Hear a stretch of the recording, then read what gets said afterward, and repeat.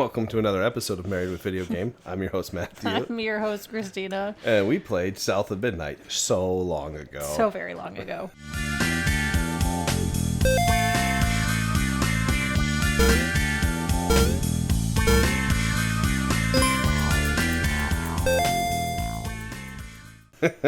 We had a really bad first take, everybody. I apologize that we're jumping into a second take on this one because it was pretty awful. It's been a month. It has literally been a month. I was just telling you before we started this podcast that in our last one, which was, I think, Indiana Jones, we made the comment of like, yeah, we also finished South of Midnight. We're going to do a podcast on Nintendo Switch 2. We've done nothing. We've done nothing. We have been so busy. Very... We typed up South of Midnight. Yeah, you looked at it, and you did it on June 6th. Right. And I forced myself to do things last night. All right, this is a South of Midnight podcast, but we're deviating for 2 seconds. Okay.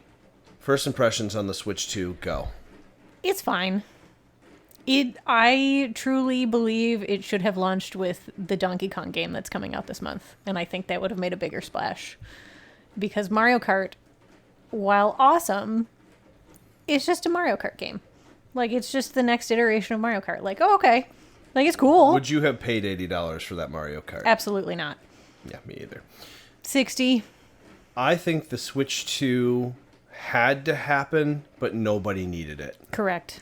We wanted another Nintendo system. We needed a more powerful one. I should say, it needed to happen. Nobody really wanted it this way.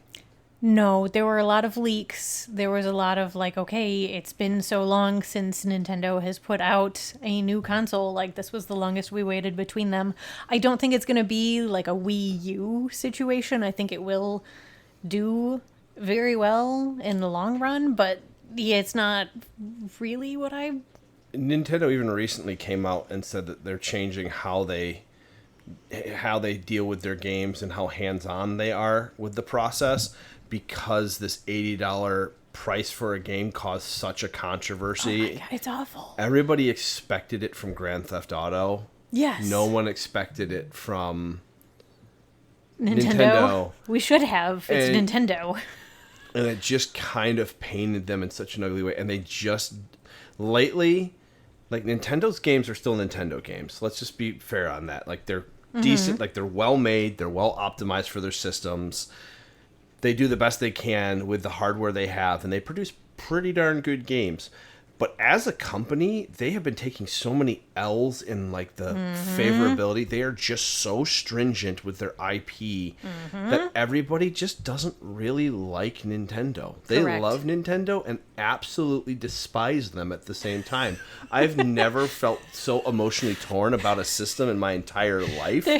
And I am so repulsed by the thing, but I think it's really cool at the same time. There was a reel that I sent to Brittany that was like, oh, I love Twilight.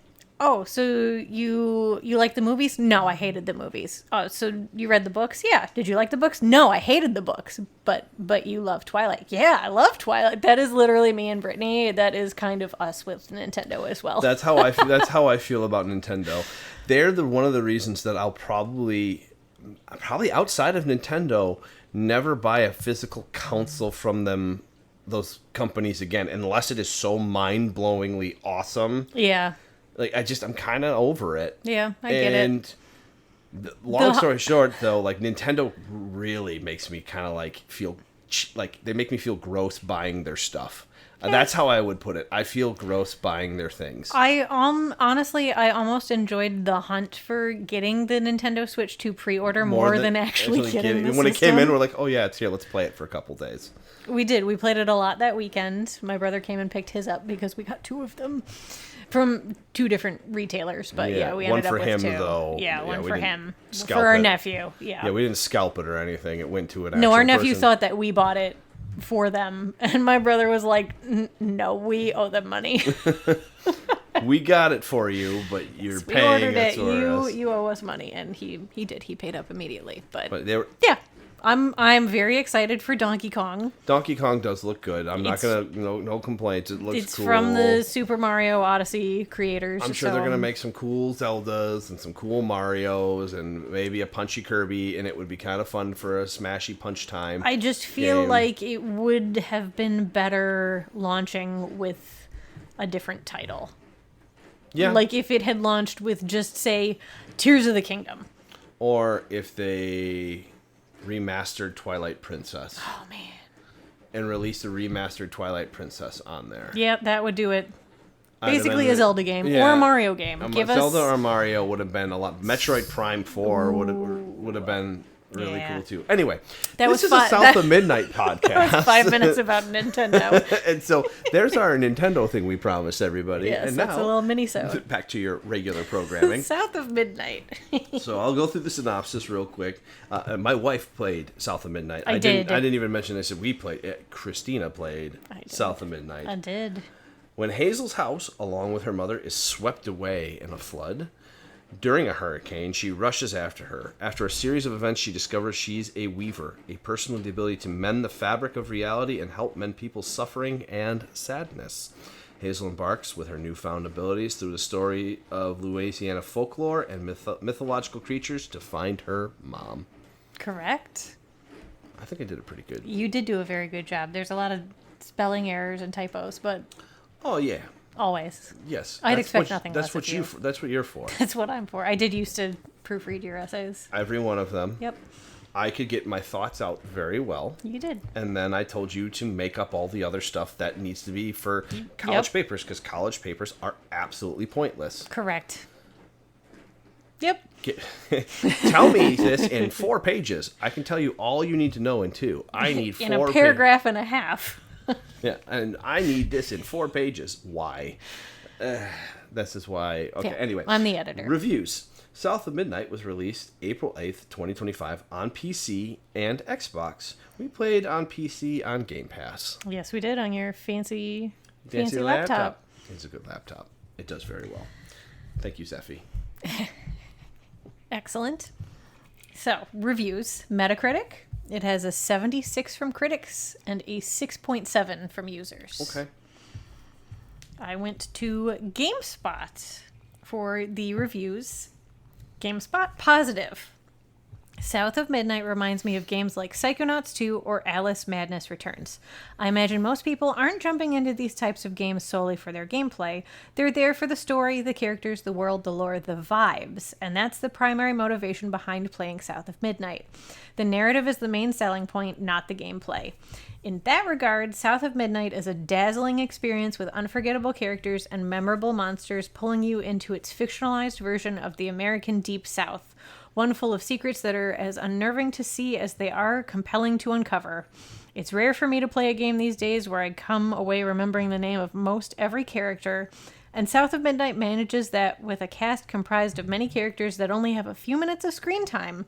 Each is just so expressive and brought to life with such vivid detail, impressive voice acting, and uncomfortably believable levels of pain that their individual impact on the story sticks with you long after they're gone. That's a pretty good review, actually. It was, yeah, I really liked that. That's Wow. very succinct. Good job, GameStop. GameSpot. GameSpot. Putting out the feels. I know. You're even spotting the feels. I'm proud of you. GameSpot negative. Okay, double up. Good. There we go. Yes, yeah. I went to like the If anyone doesn't know what the negative is by this point, let's just cut if to you the... played the game, you probably have an idea what it is. Yeah, I went to some of the bigger ones, and they did not have the same complaints that I did. So I was like, I'm going to find one that does. Ooh, confirmation bias. I like it. Yes. I didn't... Oh, we'll talk afterwards. GameSpot negative. Contains to clearly marked areas, fights begin with a handful of enemies known as haints spawning in, and then additional waves join the battle as you clear the first few foes out. Haints hit extremely hard and usually quite fast, creating a vast disparity in tone between fighting and exploring. Save for playing on the easiest difficulty, it can feel like the game goes from easy to hard mode on a dime.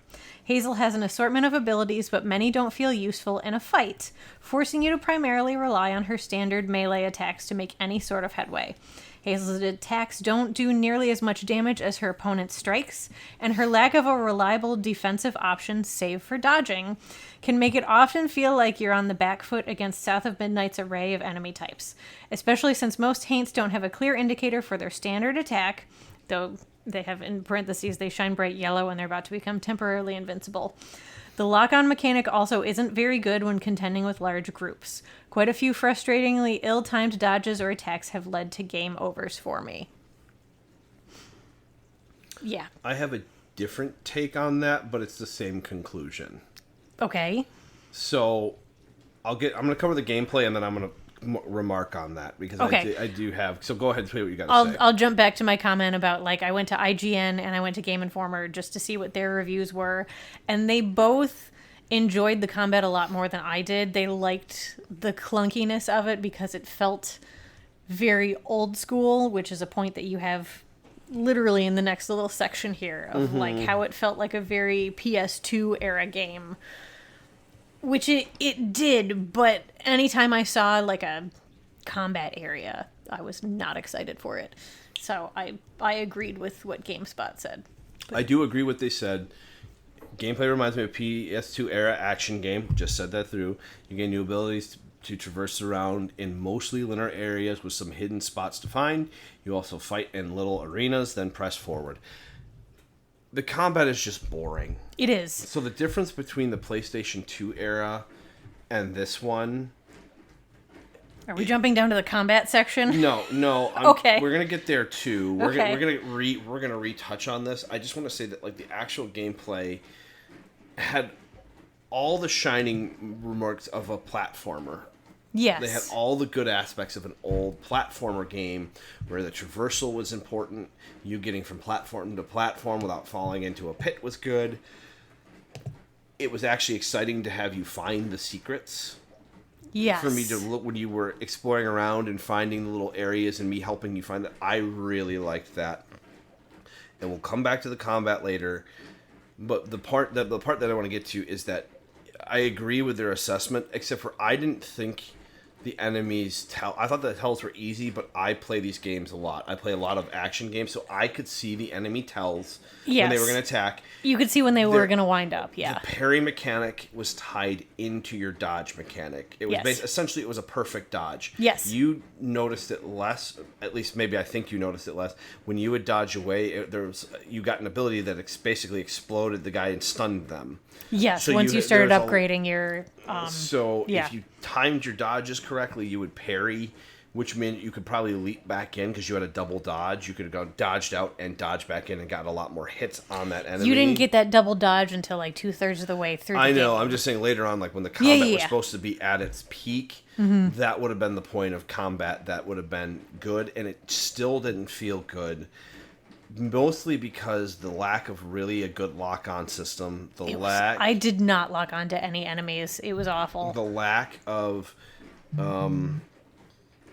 anything sitting and being in one spot. The enemy variety was just boring after a while.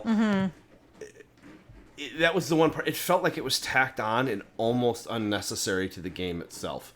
I would have been completely okay with full exploration and then just boss battles while adding mechanic into the boss fight for you to do for that boss fight. I honestly wouldn't have even minded more of like Alan Wake remastered of like just happening upon like sporadic enemies throughout the area rather than sectioned off arenas. I think either way would have been better. Yes. I would have been completely happy with that too. I actually agree with you. For me, it would have been nice if you just had to do there was a boss fight, kind of... Astro had them all throughout the level, so I can't say that, but I would like an interesting boss fight like Astrobot. Yeah, when you get to a boss and the mechanic for that area is built into the fight. I think that would have been cool. So mostly exploration, story, all the stuff that they did so well. The combat 12 out of 10 on all that. Yeah, and the combat just felt like it was added in, and it didn't feel necessary to me at all in the story.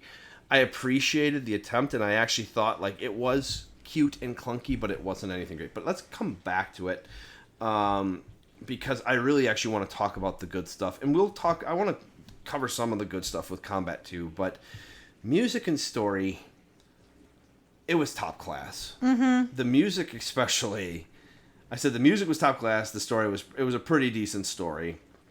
It was fairly predictable, but Yep. that didn't make it any less compelling because there were twists and turns along the way that you didn't necessarily always see. Like her grandma being like the main bad guy. Sorry, spoiler alert. Yeah, and so the actress did a great job in her role, and she drove me nuts as a character, which means they did a good job. But she was the overreactive teen, and she played that very well. She played it really well. You only got outwardly annoyed by it towards the end. Was it when she was chasing Hugging Molly or when she was going... She was overreacting to Hugging Molly. Yes, and just like the teenage quips, you were like, oh my god, this is unbearable. To me, it was because it was like... You don't have to keep saying it every 10 seconds. Like, we get your pain and frustration, And we get your Hazel. pain and frustration, but also, like, you are missing the entire context of what's happening in here. Yes, if she would have stopped, she would have realized Hugging Molly wasn't actually the bad guy in that And area, the whole but, time, the entire time, she was like... She's a teenager. That's what all young adults overreacts to a are. situation, and it made me so sad, because it was like, basically, they just brushed off that it's her fault that Hugging Molly's dead. Yeah, well, I mean, it's her grandma's fault. Her grandma's but fault. Yeah. She chased her into that scenario. So it was just, grrr. But the music itself, which is your music style. Yes, I pulled a comment from IGN because I just thought it was very good. Go So ahead. IGN's comment on the music. Perhaps my favorite touch is how South of Midnight uses its fantastic soundtrack to tie everything together thematically, with a mix of bluegrass, blues, jazz, and American folk tunes that weave in harmonizing choirs, church organs, or banjos and fiddles. It's a showcase of how important music has been throughout the region's history. Big story moments are built up through songs written as if a narrator was walking you through what the characters felt and experienced in their life, and they're queued up at just the right time to propel you forward as you're playing. Every boss had their own theme song, basically. Knock Off Johnny Cash. Yes, Knock Off Johnny. Dolly Parton. They were all really, really good. They were great. It was definitely a little more folksy than bluesy for me personally. Like when that first trailer came out with like the boatman dressed like Robert Johnson playing the guitar, I was like, I'm all in on whatever this game is. I don't care. Mm-hmm. And then it was a little more towards the folk music, but that boatman was still in there, and I was just like, hey, Matt, it's Robert Johnson. They're not going to say it, but it is. He's got the pinstripe suit on and hat and the guitar. That's as close as I'll ever get to Robert Johnson in a game, probably, but that's okay. It was good. Yeah, so the music was excellent. Every move that you made had a sound effect to it. You could push down on one of the joysticks to see like where to head to next, and then you'd get like a Hazel kind of thing. The I see. Yes, it was Sauron talking to you. Surprise! It's a Lord of the Rings game. Yeah, you're a hobbit. Congratulations. Thank you. Yep. So yeah, the music was fantastic, and the storytelling was also really good. And I mean, both of those were the main reason I wanted to play this game. You got to see a goofy smile on your face. How are you not the Hobbit again? Thank you kindly. That's where my mind went. I will also... Yes, her house is slightly underground. Oh, no. I love South Park. Oh, my gosh. So then we're going to cut back into... when I mentioned the characters earlier... Yes. I really appreciated that there were not really any throwaway characters in this story. No. Everybody you encountered, even in a small way, tied into the story. Mm-hmm. And it was really nice. So even a guy that was up in the mountainside with the town for Huggin' Molly before you encountered Huggin' Molly. Oh, the tour guide? The tour guide. Even he had a whole background and story. And it was really, like, for me, it was really, like, appreciative of those moments. Yes. And a lot of it was steeped in actual... like Southern Gothic folklore. Like one of the reviews I read before we played the game where somebody was like, I grew up in the South and I never thought I would hear a video game or play a video game that had a Rougarou in it, which was the giant like double owl dude. Like that's just that's crazy. And I don't know a ton of like Southern folklore. I'm just, the blues music kind of person, but like that's freaking sweet for like this was a Canadian company, right? Montreal? Yes. French Canadian? Yeah, French Canadian company. Yep. So as a whole, all this stuff they did really well. And we're gonna cut back into combat a little bit. It was weak, but mechanically it was sound. It just didn't come together well. The way they presented it. If the combat didn't change, but you were, like you said, throughout the whole level, it would have been fine. I think the combat would have been really nice to have sporadic enemies that you encounter that you have to beat to get past. And occasionally you have an arena area that blocks off a section. That would have been fine too. Yeah, but not every fight being the same, because it was just predictable after a while. You saw the arena coming up. Yeah, because you could see the little temporary health spot. I knew when I could stop paying attention for a little bit. Yeah, because battles always took like 5 to 8 minutes to get through. And they were about the exact same. 3 or 4 waves. I would check every time you got to a new zone to see what the new enemy type was. Yes. And that was about all I did. Yeah, so you do get different skills that have, cooldown times. One of them is you get your little stuffed guy, Crouton. Oh, I forgot about Crouton. He's great. He takes over enemies for you and then attacks other enemies. One move pushes foes away from you, one pulls them towards you, and then my favorite one was the one that like freezes them in place with your weaving. Yep. None of it was cohesive enough. Like, it all sounds like it would work together really well, and it didn't.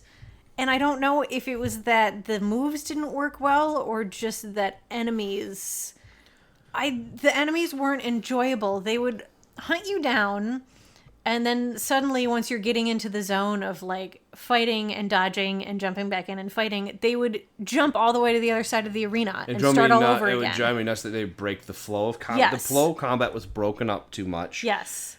If the combat was smoother, it would have been really enjoyable to watch too. So if you had a flow to it, like when you were playing, you never played them, but you've seen them, the Batman games, where the combat, you flow and you can kind of get across the map and punch and beat guys up.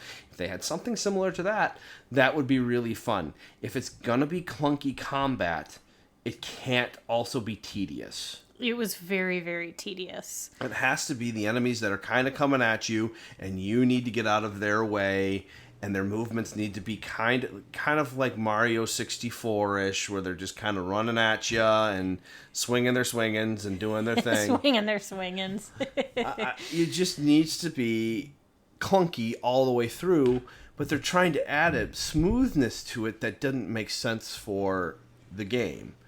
Because there was no quick way for you. I guess if they dash back, you're supposed to save your yoink ability to yoink them back, maybe? Yeah, and the cooldowns didn't really work. Like, they weren't fast enough. You could upgrade them throughout the way. You would gather floof throughout all of the different areas to upgrade your abilities. The items were called floof. Floof. We kept calling it floof and boons. That's what we call our bunny. Floof and boons. Floof and stoof. Yeah. Fluff and stuff. Bunnies. The buns. I was like, I got more bunny. Mm-hmm. And her fur would just poof up on a couch. Yeah, exactly. But it just... I don't know. The cooldowns were never quite quick enough, which I understand is sometimes the point of combat, but just with all the other detriments to the combat, that did not help either. And then you didn't get the double dodge until like halfway through. No. Because you had like main abilities, and then you could upgrade each ability. So you had like your main skill tree. No one can see all of my hand movements. Yep, that's okay.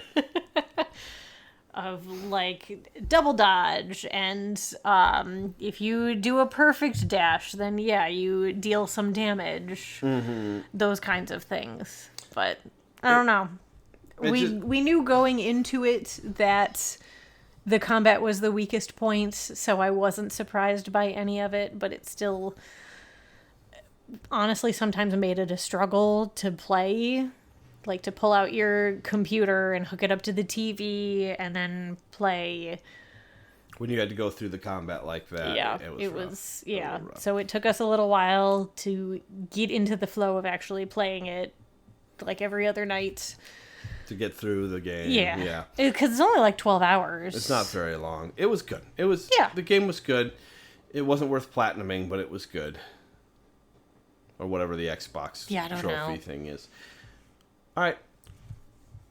What else you got? Anything? I do not have... Oh, midnight. Wow, that's really loud.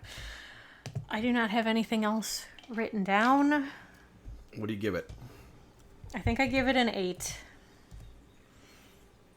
I'd say 7.5. Yeah, I wasn't quite sure, but talking through it... It was there's only... It's hard because when you're playing a video game, you're there for the gameplay. Yes. So unless there's exceptions to that rule, there's the visual novel games and some other games that don't quite involve that much gameplay aspects are not what's meant to be there. You're there for a story. Yeah. But in this case, you want the combat to be just as good as other things or better than it was, and it really, really, really dragged down the story.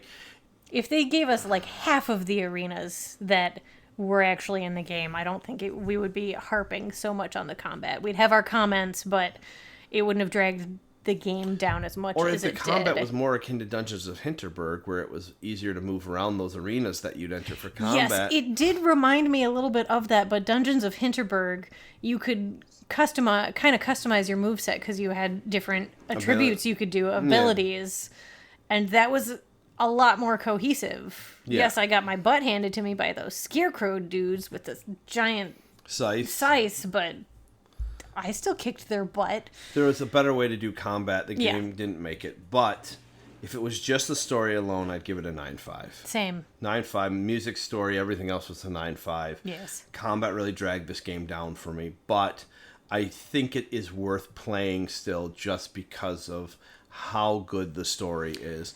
Play it on easy. I recommend, truly, one of those few games I'll say, just play it on easy. Play it on easy, do it for the story. Do it for the story, and it is well worth your time because the music and story is just top notch. It is. It's very, very, very, very 12 out of 10. Yeah. Even though I just said I'd give it a 9.5. It was really good. And honestly, truly, that's what I would of. If you're a person that likes to play games for the story and the storytelling and the visuals and the vibes, I would absolutely recommend this game to you. It was fantastic. It was truly good. Yeah. Yeah, we're at Gaming Marriage, gamingmarriage@gmail.com. I'm playing Claire Obscure. Sorry, our phones are just doing things tonight. We're playing Claire Obscure. I have no question that it's going to be a while before I finish that game. I know I keep pushing you to play it every night, and you're like, okay. But every time we sit down to play, it's so good. It's so good. It's just going to be. It's 40 to 60 hours to beat that game. So and we've played 5.5. 5.5. I'm so busy. It's summertime. It's summertime, so we don't want to waste the daylight hours playing a video game. Especially because our son goes to bed at 8, and we're usually upstairs 9:30, 10 o'clock at the latest. Yeah, so we get maybe an hour of gameplay. I have to take care of the insane garden outside. We have to throw the dog's ball. We have so much firewood that we need to burn, so we've been making fire. So we haven't spent a lot of time indoors. It's not winter, so we're not playing as many video games. Correct. I will finish it.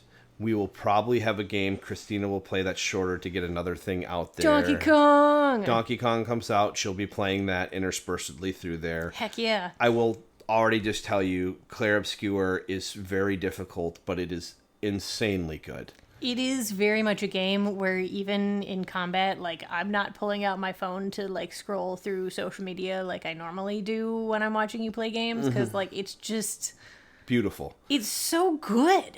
How is it so good? The music is incredible. The voice acting. We haven't even found all the characters. The voice acting is incredible. The story, every time a little event happens, I'm like, oh. Every time there's a cutscene, I'm like, yes, what's going on now? Yeah.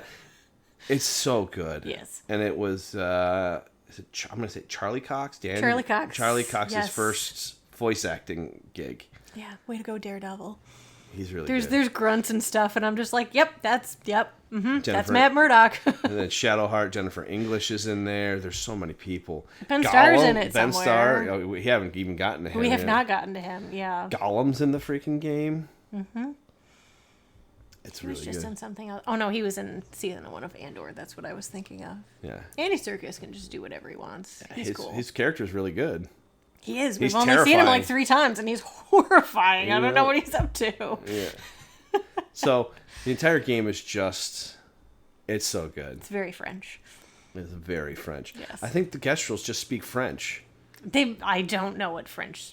There's- I could not tell you. There's little paintbrush people. little paintbird. They're so cute. And they just like to fight. The Gestrels. The Gestrels are little paintbrushes that like to fight things. What? They're so cute. And they're just angry and all, like, you get discounts at their store and hidden items for beating them in fights. Yep. So if you challenge them to a duel, they will sell you more things. Yeah, the head one smacked you on your butt, and you're like, I'll come back later. I also got eaten by a little mouth monster. I don't know what that thing was. A little mouth monster? The thing was like 20 stories tall. The Discord said to smack it to get my character back. I smacked it and it laughed at me. I did beat one or two bosses last night. I think. One in the open field I had to do all the jump hits. Yeah, that one, once you figured him out, he was super easy. It was a cool boss. So, yes, we're having fun playing Claire Obscure, Donkey Kong. You will get a Claire Obscure podcast. You'll get a Donkey Kong one probably sooner than Claire Obscure. Yes. But I don't even it's know when great. Donkey Kong comes out. I should probably look July? that up. It's definitely July. Shadow Labyrinth comes out in Donkey July. Kong Bonanza. I thought it was this month. July 17th, 10 days from now. Oh, yeah, we'll start playing that too. So, yeah, we got a lot of stuff going on, so our gaming has been limited. I will try to come up with an interim podcast that is video game related. Maybe talk about the gaming news that's been going on and all that stuff. Something to add in there. Yeah. We'll pull a Jake Baldino or our Falcon. Give our 10 10 top 10 whatevers. things going on in the gaming world. Yes. Game ranks, not game rank style. Game ranks, not game rank style. All right, everybody. Well, I think that's about it. Yeah, we've talked about many things that are not South of Midnight on the South of Midnight Play podcast. South of Midnight for the story. That's it. Yes. And Alright. the Robert Johnson Boatman. Yeah, listen to that while... Listen to Robert Johnson while playing it as well. Oh, man, that'd be so good. He only has, like, 26 songs that he put out. There's not that many. And most of them are just different versions of the same song. He put out, like, 13 songs. And then did San Antonio. And then... Where was his other recording? I'm blanking. We don't need to talk about this. All right, everybody. We'll see you soon. Bye. Bye-bye.